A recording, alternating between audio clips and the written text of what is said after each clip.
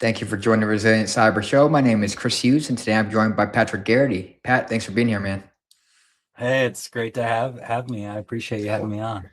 Yeah, definitely. I think it's like third or fourth time. You've been on more than once by now, but Yeah, every once in a while, I yeah, come around. It's yeah. Well, good. I let you hang out once in a while, but for folks that don't know you, don't know what you're up to, don't know VulnCheck, can you tell me a bit about yourself and the team as well? Yeah.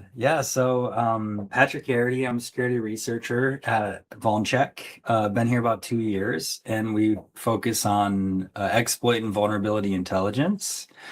So, do a lot of different things. We'll probably talk about today. And yeah, we've been growing a lot. So now I have a team of people that I work with, which is pretty cool.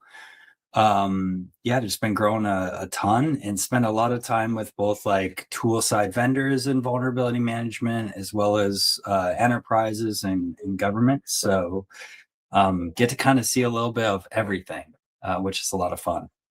Yeah, I mean, honestly, like you and I don't remember when we exactly met, but when I wrote Effective Vulnerability Management a couple of years ago, like you were one of the vulnerability researchers that was on my radar, and like I followed you ever since. You've made countless appearances in my newsletter, on my LinkedIn feed, all the things. Thanks. So if you aren't following Patrick already and you're interested in vulnerability management, trends, analysis, you got to go follow him on LinkedIn. He has some great information, great blogs as well on the VulnCheck site and so on. So right now we're gonna do a bit of a kind of a retrospective on all things vulnerability management for 2025. I know you do a lot of research, watching trends, Yeah. things like that. So I was gonna ask, starting at the macro level, like what are some of the most notable and interesting trends in vulnerability management you've seen, this year, like perhaps maybe compared to Yeah. last year? I think the maturity and continuation of things happening, like there was definitely a shift in 2022, 2023 in exploitation of vulnerabilities. A lot of the, reports shifted and all of a sudden we're like, oh, people aren't doing password, they still do credential compromise, but like all of a sudden exploitation started to get on the rise. And I think, I've talked about this before, a lot of that, I worked at Duo Security for 8 years. A lot of people, got low-hanging fruit by implementing some form of MFA. It didn't solve all the problems, but naturally attackers are opportunistic. So when something like that becomes harder, they're going to shift to other types of attacks. And so, yeah, and now the continuation, from last year to this year, it's more the same. I mean, threat actors moving very fast, similar volumes. I can talk about that as far as number of vulnerabilities being exploited.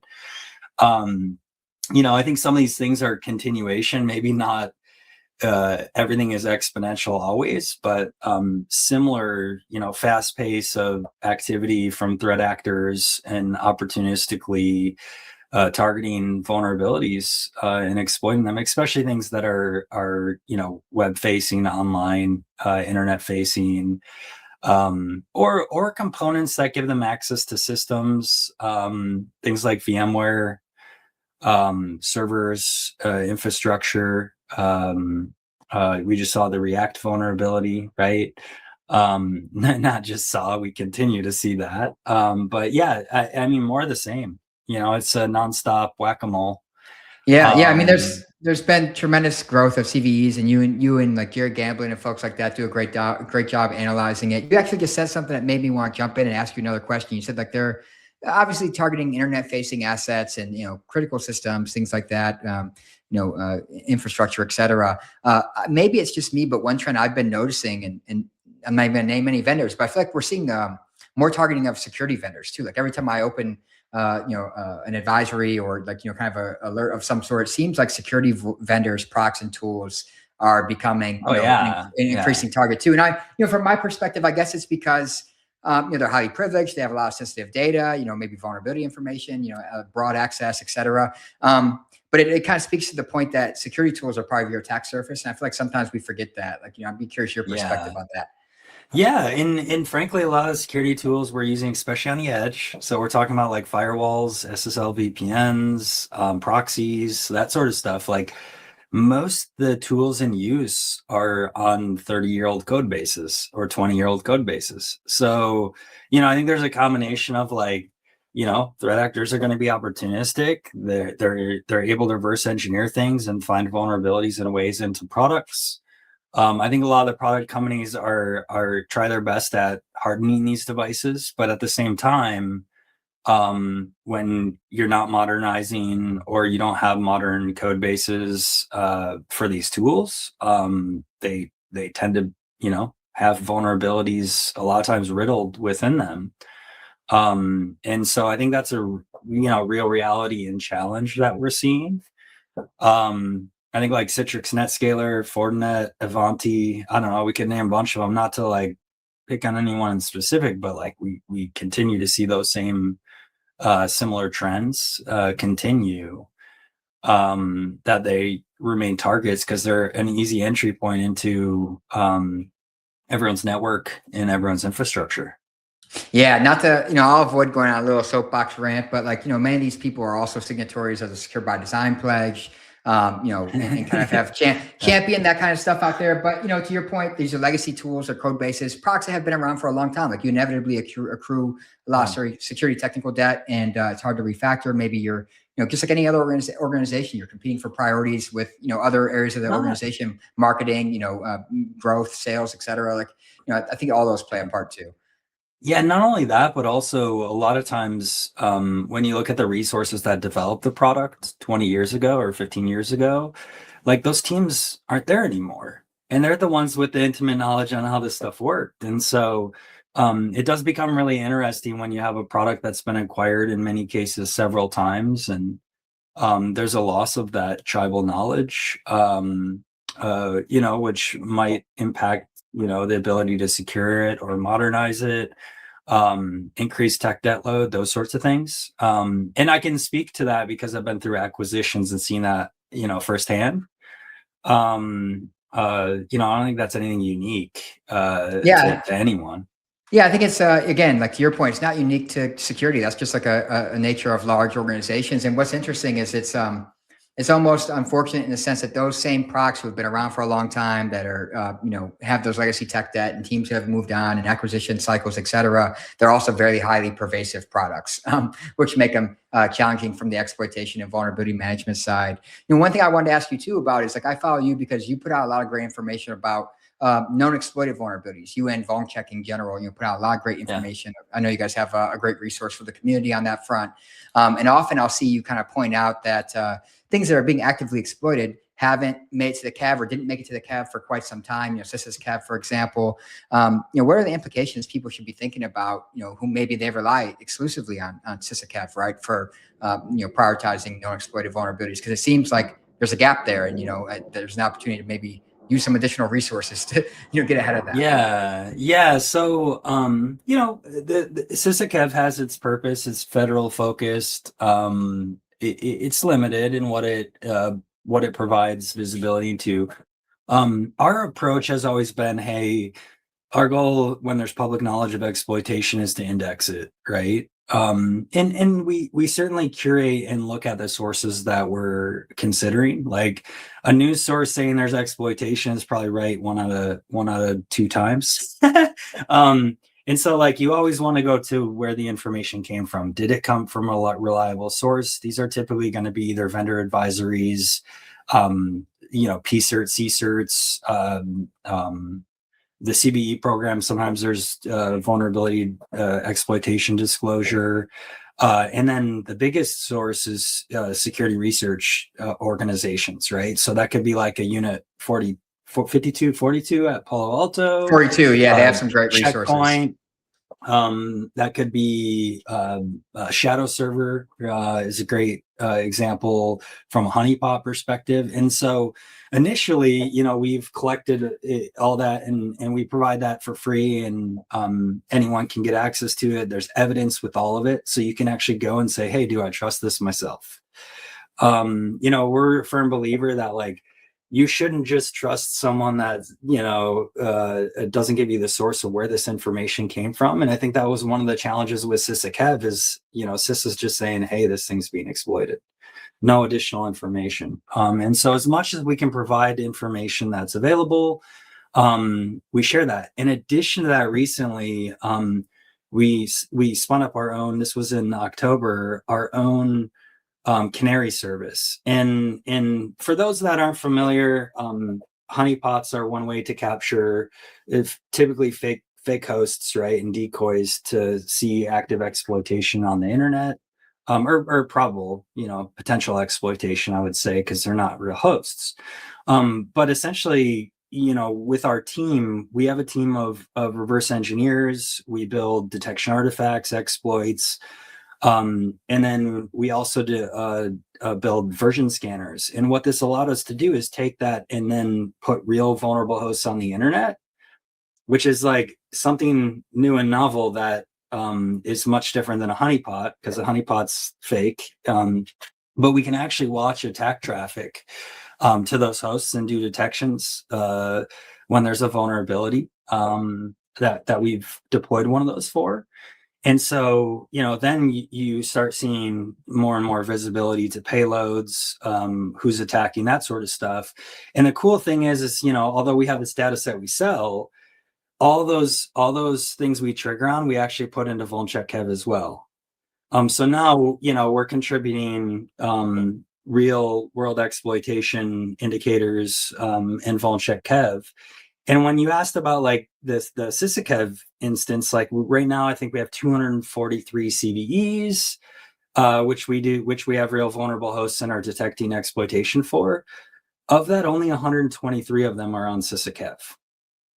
For context. So like these are real hosts, they're vulnerable, we're seeing the payloads, we're validating the payloads, and there's real exploitation. And so, I think firsthand now we can definitively say, like, yes, there is a lot missing from what's actually happening from an exploitation perspective from CISO, which is pretty cool. We knew and understood that from all the other evidence we see, and then often that evidence goes on to CISO, but I think CISO is really, really focused. I think a lot of what you see nowadays is just 0 days on the CISO, and it's a good indicator. Like there's some unique intel that comes from CISO on occasion. But yeah, generally, I think, their processes are more focused on the federal ecosystem, trying to get people to act fast and quick on a smaller subset of things. Yeah, that makes Is sense. what I I'd think say. it's a great, for the community, honestly, in the ecosystem that you guys are contributing that stuff to CISO, and the more data, the more resources, the more signals we can get. Again, to your canary point too, is the better for the overall ecosystem to tap into and use. Yeah. I want to ask you too, like, obviously last year and now even continuing this year, we had, kind of the MVD meltdown, and I don't know if we still have ever fully recovered from that. There were some challenges with MVD and CVE, and now like, there's always been disparate vulnerability databases, but I feel like that's added fuel to the fire, where now there's, more of them sprouting up domestically, internationally. Like, as you watch the ecosystem evolve, what are your thoughts on, both the potential opportunities as well as some of the problems that may come from, this kind of a growth of the ecosystem? Well, I think so, I think with the CVE, the MITRE funding concern, and by the way, like there's a contract renewal coming up in a few months. Not a renewal, like they need to get funding, is my understanding.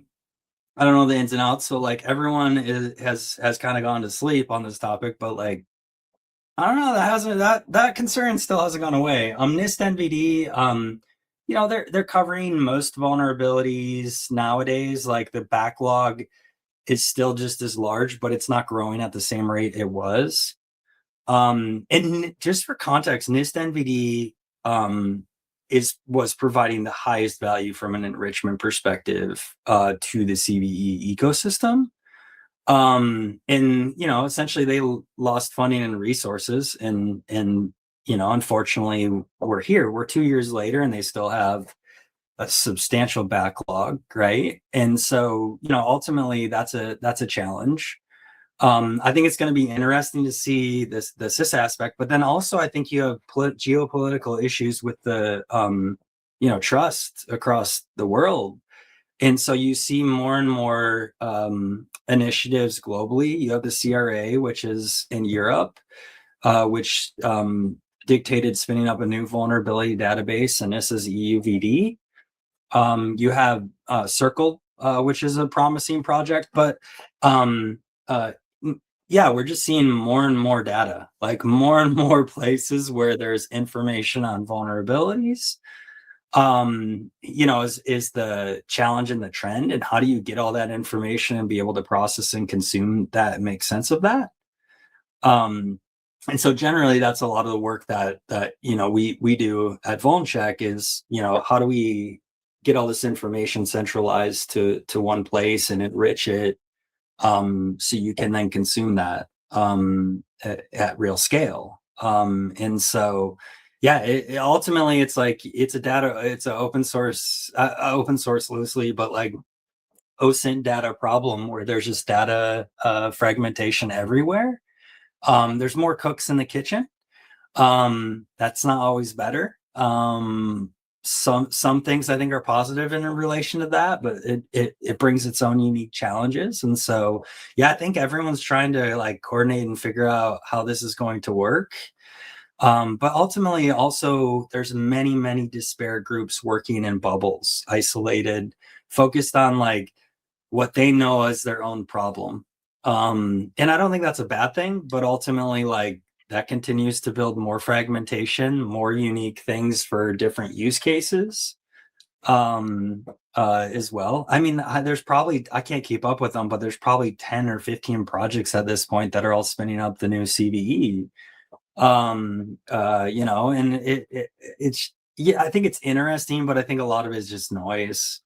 It's interesting because I think it's like we're getting the downside or potential detriment of both angles. Like on one side, if you have too much centralization, you have a single point of failure, as we've experienced, right? And like everyone freaks out, and like we need more resilience, we need more robustness to the ecosystem, we need diverse, decentralized infrastructure and a way of approaching this. But then if you swing that pendulum too far in the other direction, you get sprawl, you get bubbles and silos, as you said, people aren't collaborating, and duplicative or contradictory data. And we're kind of getting both of those at the same time. It's really problematic. But I'm curious to see how it matures, how it evolves. And honestly, it's hard for defenders because you got to make sense of all these disparate data sources now and kind of figure out how do we rationalize this and act on it, Yeah, and that's a lot of even the research nowadays is like less exciting and more boring because it's like, oh, does this new ANISA database provide any new valuable data points compared to CVE.org? Like, actually, it's a detractor and it provides fake, not fake, but like inaccurate information in some cases, right?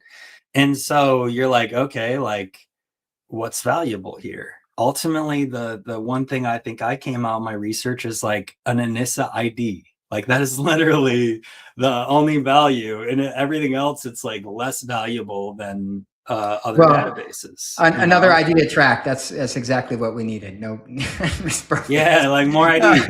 IDs. Man, we'll see where it goes. It's going to be a challenge for some time to come. I think there's no perfect answer, and that's why I think it's going to kind of pervade and kind of persist. I wanted to ask you too, like you had another post, I think it was recently in recent months, where you point out that I think it was like 30% of CVEs have exploitation before there's I think it's a CVE ID or a patch available, that kind of thing. One, how do we get ahead of that as an ecosystem? Like it's hard to do anything about as a defender. I think you talked about PCERT and vulnerability disclosure and things like that with the community. And two, like I didn't want to jump to the AI piece, but like I've been following the research and folks who are demonstrating like just how commoditized it's becoming to kind of generate exploits, for vulnerabilities too, which is in fact, like 15 minutes and for like just a handful of dollars, like it seems like it's going to be a problem even worse than it is. Maybe that's not true. I think there's problems with it, but it's not what people think. And that's the thing. And I think a lot of the research, it's like, you double click on it and it's like, well, there was already a POC for this, so it probably just copied the code. So I'm I think the aspect of like unique research, reverse engineering vulnerabilities for pervasive products, like it's a tool. Don't want to say it isn't, but I think the other side of that is bug bounties and vulnerability disclosure programs are being inundated. As well as even on the threat side, fake POCs, fake vulnerability. Well, I say fake, but like AI generated garbage. And so what this does is this does not help the vendor security side of the world in CVD because, or even prioritization and threat aspects, because now there's just a ton of information that like isn't even accurate. And a good example of that is the React vulnerability. Like the first vulnerabilities out there, POCs, people are like, oh, there's all these POCs, none of them worked. They were vibe coded and there was no validation. And that's commonly, like, that's becoming much, much more common. And so I think that's more of a problem of like, now it's just more noise. Yeah, I think just on that, I want to comment on that because I think it's like I've heard people call it, different things, shitification or AI slop is some of the phrases I've heard. Yeah. And I think some of it's like people trying to rush to like, get a headline, right? Versus actually do something credible and viable. It's just kind of rushing to get a headline. And I think that's just going to pollute the ecosystem and the airwaves even worse and make it more confusing. Why I'm really hesitant when people are like, oh, let's just turn CVE into an AI bot and it does all the work. It's like, yeah, I think that's what Anissa EUV did for some of theirs. And that's why there's like information that is inaccurate, is like they generated information maybe with AI or something, because there was no information, it just made it up. That's like some of the aspects of theory. But hey, the other thing is the exploitation timeline. So I do want to be clear, I got to correct you. When I said like 25 to 30% of vulnerabilities have exploitation evidence prior to being a CVE, that's referring to the percentage of known exploited vulnerabilities, not all. Got it. Okay. Right. So what that means is there's a lot of 0 days. There's a lot of vulnerabilities that are being disclosed and have exploitation evidence same day. A lot of times that can be from an advisory from the vendor. So they might know prior to that disclosure. They might know at that disclosure, or a third party detects it and discloses exploitation. There's a huge research community chasing 0-day vulnerabilities, and doing detection capabilities in addition to ourselves. And so that's really what that refers to. It's pretty sustaining, like in the 25 to 30% range. I have a chart, research.vulncheck.com, where you can like look at a bunch of charts like this, but I did map over 2024 and 2025 so far, and the curves are pretty similar. The time frame to exploitation, I don't know, 28 days, 35 days. A lot of times too, there'll be new evidence sources even into next year, right? So that will continue to grow from a data perspective to show, hey, there was exploitation at this time. Generally speaking, is what I've seen doing this for a long time. And so, yeah, what that means is, you have rapid response and then you have vulnerability that ends up getting exploited, for context. So, I think it's a balance, and that's one of the big suggestions, right, in leveraging threat intelligence to get ahead is you should be acting and making sure the things that are known to be exploited, known to be weaponized. So things in Metasploit or things VulnCheck has built initial access exploits for, or CoreLogic, or some of these other products, because those things are going to get exploited. Like that's just the reality the majority of the time. And then volume of POCs as well. Like if there's a high volume of POCs being published, typically that correlates pretty strongly with the likelihood of exploitation. And then you have signal from things like EPSS that as the score gets higher, typically they're things you probably want to take off your list. More accurate usually for older vulnerabilities, sometimes for emerging threats, but for newer vulnerabilities or emerging threats, it's a little bit hit or miss from a scoring system prioritization perspective. So makes sense. I actually pulled up, I'm going to drop this in the show notes, but I pulled up your dashboard. You talked about the research.vulncheck.com. So I'll put that in the show notes and Substack and so on. But this is really cool to see the visualizations and the graphs that are out there for people to check out for free, just to kind of do some industry trend analysis. Yeah. The cool thing too is there's a bunch of proprietary data we have that I'm allowed to then build external vision, like the Canary intelligence shows you what we're seeing, how it compares to VulnCheck to CISA, for context, so people can like double click and look at that stuff. and some other areas too. But yeah, it's been a cool, fun project I've been working on for, geez, I don't know, last year, on the side when I have free time to like pump out some charts. So this is Well, probably that's the first why. time I really talked about it. Yeah, that's why I follow you, and that's why I find these resources helpful. And speaking of which, I wanted to ask you, like, a lot of people like me and others on the practitioner side of things, like, we're looking at trends, we're trying to follow the latest exploitation activity, right, latest vulnerabilities, et cetera. But what is the life of a security researcher behind the scenes? I know you do like a lot of coordinated disclosure and these kind of things. Like, if you could pop the hood, God. like what does it look like on your end? It's Yeah, providing yeah. the data to the ecosystem. It's interesting. I mean, like, so you have all this collection of data, right, from disparate sources. I think we collect now 100, 600, 700, I don't know, 500 different sources. Validating that data, aggregating that data, enriching that data. Some of the things in addition to that is we're a very active participant in the CVE program. So we operate as a CVE numbering authority, and that's really spun up. We have twofold. Like, we do a lot of observation of vulnerabilities that are public that don't have CVEs to try and coordinate whether it's us issuing or the CNA with the proper scope issuing CVEs. So like that's been a big undertaking. We partnered with Shadow Server and have worked with them really closely because they had hundreds of vulnerabilities being exploited in the wild with no CVE. And it's like, oh, that's a great place to start. We will do this work. We'll coordinate. We'll take that on because they just don't have the resources. Like that's not their focus. They're trying to move as quick as they can, which is great. They do amazing work, but generally when they see these things, it's like, oh, there's no CVE assigned with this. Like, well, I don't have time to deal with that. So Peter over there and some of the other folks have been awesome to partner with and work with. Spent a lot of time looking at different vulnerabilities, of course, with our team on the threat side. And so with that, similarly, I see a lot of vulnerabilities just without CVEs, so ensuring those get assigned. And then the report of vulnerability service is kind of interesting because it really is focused on a few challenges that security researchers face. It's cool. It's before my time, but I get to help be a part of that in my team. There's a few different things.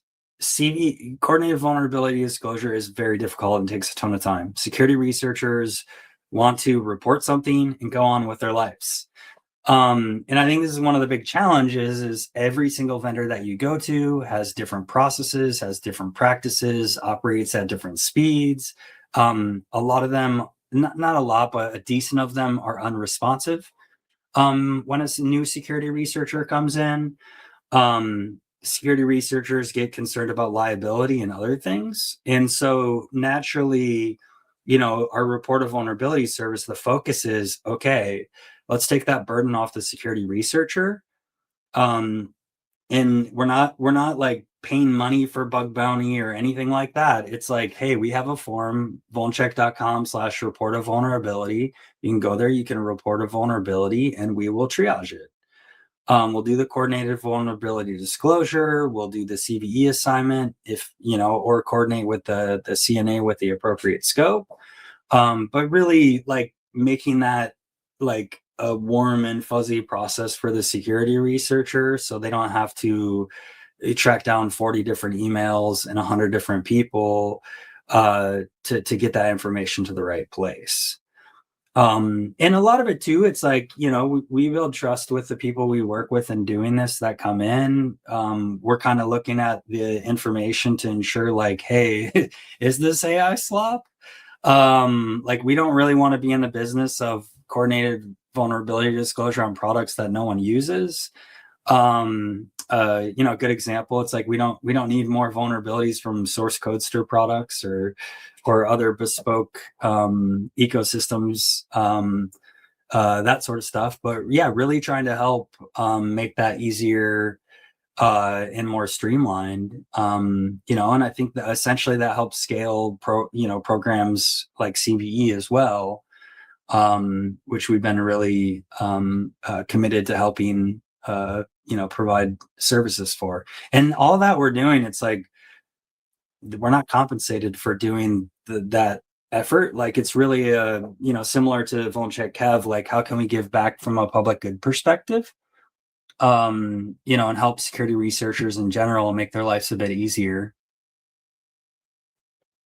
Yeah, safe to say you might be doing a lot, right? It sounds like you got a lot going on. That's like on the nights and weekends I do research projects. Yeah. No, I mean, I personally appreciate the insights because I don't, I don't have the information, the insight, the relationships, but I value these insights just to understand like what's going on in the ecosystem as a practitioner, like someone out in the community. Like, what should I be thinking about? What matters to organizations, customers, security leaders, those kind of things.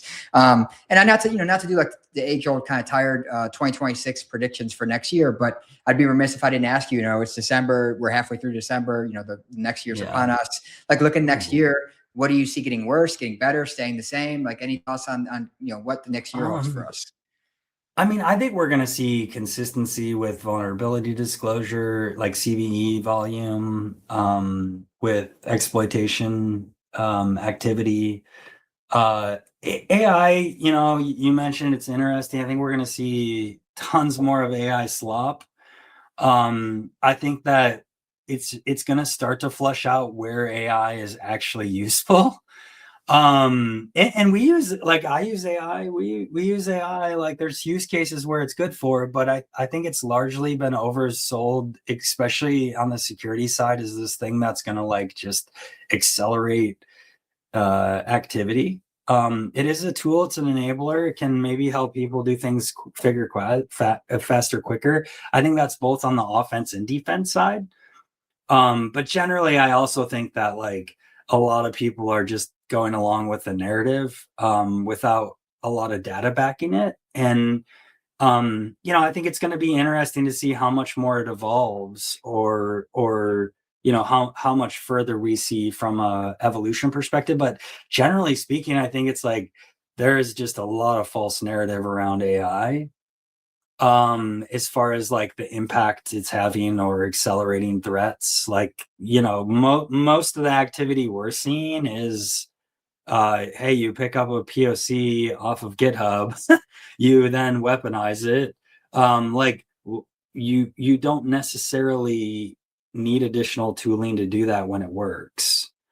And so I think like, from an opportunistic perspective, it's like, okay, yeah, where it might make sense. I think people are going to apply it, but I think that's probably more to different places in a work stream that maybe streamline it to some extent.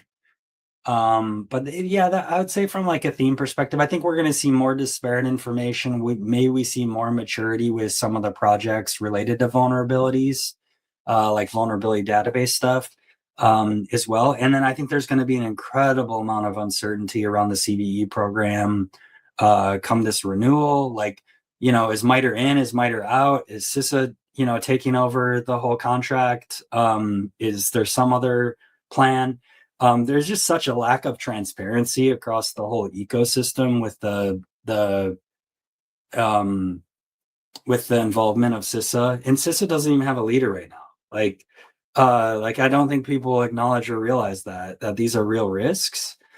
And so, I think it'll be interesting to see how it plays out next year.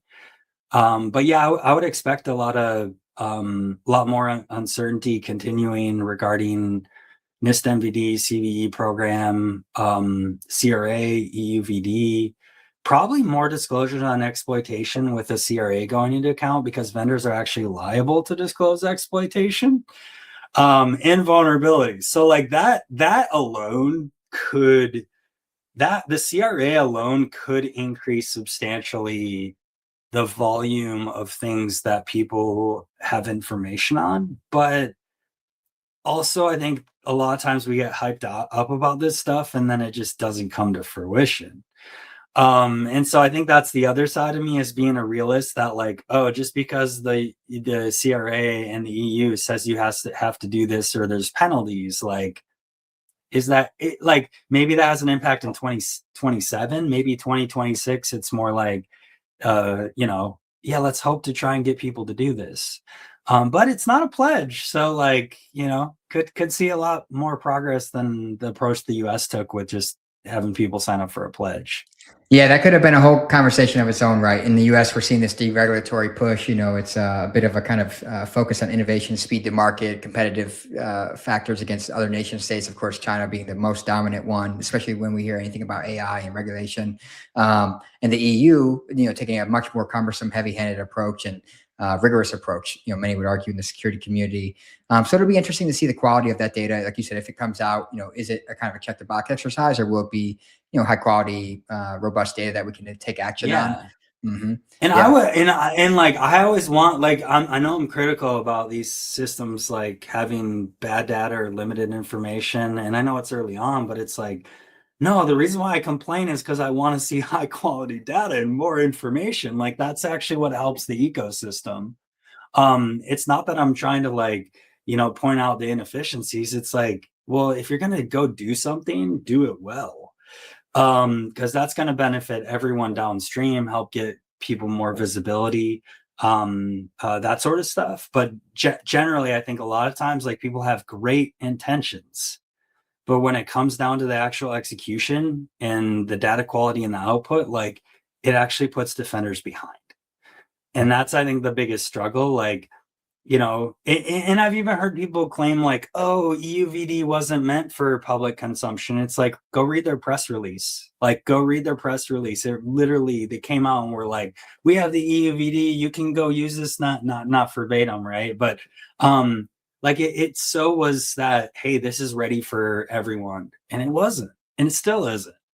And so I think those are some of the realities where it's like, hey, no, I so badly wanted additional databases that provide additional value and information, because that's useful for the downstream consumers. But that's by and far what I would say is, anytime something new spins up, the large majority of them are just a copy paste or a partial copy paste of other data, and there's not really any additional information that's useful or helpful. Or they try and do enrichments and they try and automate it via AI, and it ends up garbage in, garbage out. And so I think that's a general thing to look at when you're looking at these new initiatives and projects, are, what's going to ensure that they actually succeed, that they provide value, that they're accessible. Like, there's a lot that goes into building products. And frankly, government's not the best at building them. Not trying to criticize, but like, that's a real challenge from an innovation standpoint. So yeah, some to consider as we go into 2026. Yeah, I agree with you. I guess I'll say the last thing I'll say is, I think the biggest risk or challenge there, as you pointed out, is not just the disparate data sources, but it's also ultimately the impact on the researcher and the practitioner community, just trying to make sense of it and figure out, like, what is signal from all this noise? Like, what do I really need to be paying attention to, and how do I make it actionable? And that's the challenge. So yeah, Pat, I appreciate you jumping on, man, and running through this with me. Like I said, I always enjoy your insights, the research you're sharing. I recommend folks go follow you, VulnCheck.com or research.vulncheck.com. I'll put that in the show notes, and hope you have a good holiday and a good New Year, man. Cool. You too. Happy New Year. Take care.